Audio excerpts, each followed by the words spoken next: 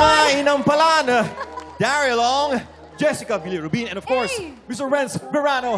Kasama din natin ang mga maghaharap-harap sa Grand Finals. Ladies and gentlemen, Julius, Yorn, Kimberly. Welcome to All Out Sundays, Baron Shane. And at mula pa sa tanghalan ng kampiyon sa Japan, Nicole.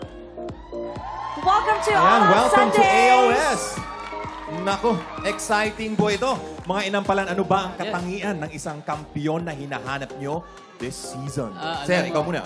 Rita and Mark. Yes po. Si Jessica. Si Si Jessica ang muna. hinahanap nyo. Okay. Ganong Ang mga level. katangian na hinahanap ko ng kampiyon this season, syempre, unang-una sa lahat, matibay yung loob niya. Oh. Pangalawa, may tiwala siya sa sarili at talento niya. And ang last ay dapat may willingness siya to learn new things and handa siya sa mga pagsubok na tatahakin niya. Ah, that's nice. How about you, Daryl? Parang nasabi lahat. Ako, gusto ko yung mahilig uminom.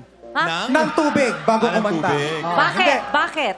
hindi, syempre pampakalma yun. di ba? Yun. Oo, kalma. Hindi, Okay. yung kailangan, agree ako, matibay yung loob. Kasi kung sa galing lang, feeling ko magkaka-level yung galing nila. Pero kailangan, para manalo ka, you have to be able to handle the immense pressure.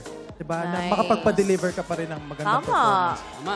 Siyempre, last but not the least, of course. Rita and Mark. Isa Yes, lang ang hinihiling ko na maging katangian Okay. ng ating mga grand finalists.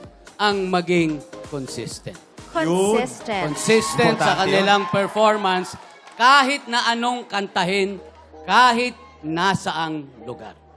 Tama. Consistency. Ayun, Yes. importante Diba? yun. Tandaan nyo na yan lahat ngayon, ha? Hindi ba? Good luck sa inyo sa ating mga grand finalists. Imbitahan nyo na ang ating mga kaayos sa inyong final battle. Ayan po. Hello mga kaayos! Sana po ay panoorin nyo ang nalalapit na tanghalan ng Kampiyon 2025, ang huling banggaan. Ayan mga kaayos, malapit na po yan sa December 4, 11 a.m. sa TikTok Clock.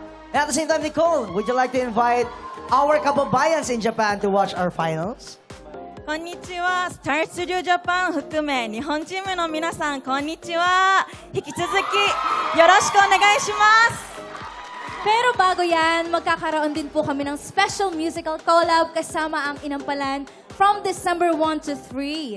Sa episodes na ito, bibigyan din po namin kayo ng updates tungkol sa aming kampiyon journey. Tutukan nyo yan!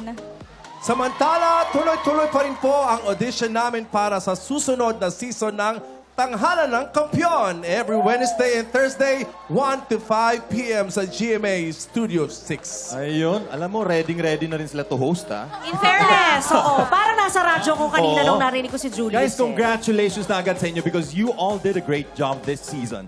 And congrats din para sa winners ng very first Failed Musician Philippines. Yes! Nako.